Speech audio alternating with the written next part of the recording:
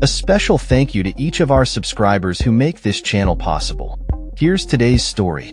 In a dramatic scene that unfolded in the Australian Senate, Senator Pauline Hanson, the leader of One Nation, made headlines once again by entering the chamber wearing a burqa.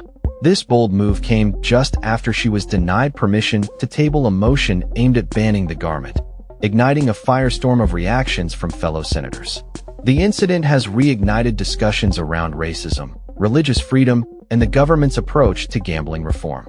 Senator Fatima Payman was quick to voice her disapproval, stating, "She is disrespecting a faith. It's absolutely unconstitutional. This needs to be dealt with immediately before we proceed." Her sentiments were echoed by independent Senator Lydia Thorpe, who passionately called for Hanson's removal, exclaiming, "This can't be happening. Get this racist woman out of here now." Thorpe's outburst highlighted the tensions within the chamber, as she demanded action from her fellow senators.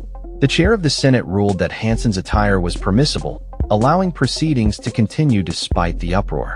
Greens Deputy Leader Marine Faruqi added fuel to the fire, labeling Hanson's actions as racist and Islamophobic.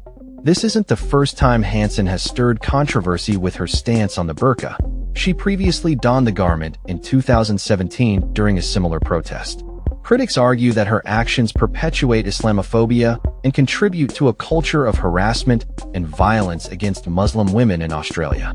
The backlash against Hanson's stunt coincides with ongoing debates surrounding gambling reform in the country.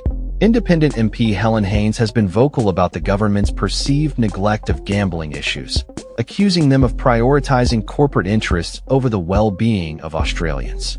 In response, Communications Minister Anika Wells defended the government's initiatives, emphasizing that significant harm reduction measures have been implemented, including the Bet Stop initiative that allows individuals to self-exclude from gambling services. With over 50,000 respondents, 38% requested a permanent ban, showcasing the growing concern over gambling addiction. Meanwhile, the opposition has been critical of the government's handling of gambling reform, with manager of opposition business Alex Hawke praising Home Affairs Minister Tony Burke for deporting a neo-Nazi following an anti-Semitic rally. However, he questioned how such a demonstration was permitted in the first place, highlighting the complexities of managing hate speech and public safety. Prime Minister Anthony Albanese's response to questions about gambling advertising was succinct but telling.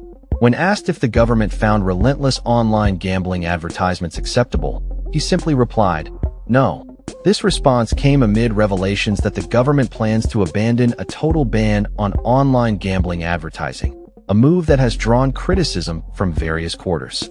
The debate surrounding energy policy also loomed large in the Senate as opposition spokesperson Dan Tehan raised concerns over rising energy prices under the Albanese government. He cited an unnamed energy CEO who warned that consumers were experiencing the calm before the storm regarding future price hikes. In contrast, Albanese defended the government's commitment to renewable energy, asserting that the transition to net zero is irreversible. He also took a jab at the opposition, referencing their internal conflicts and lack of a coherent energy policy. As the final sitting week of the year unfolds, the Senate has become a battleground for issues of race, religion, and policy reform.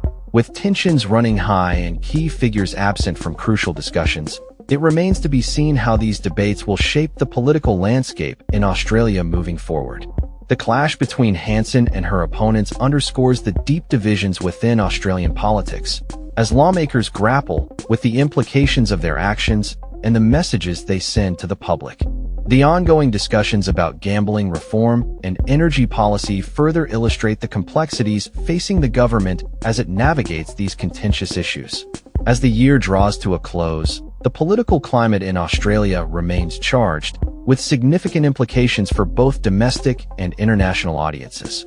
The Senate's actions in the coming days will likely resonate beyond the chamber, influencing public opinion and shaping the narrative for the upcoming year. That's all for this story. We upload videos every day covering many different subjects, so hit that subscribe button to stay informed. Thanks for watching.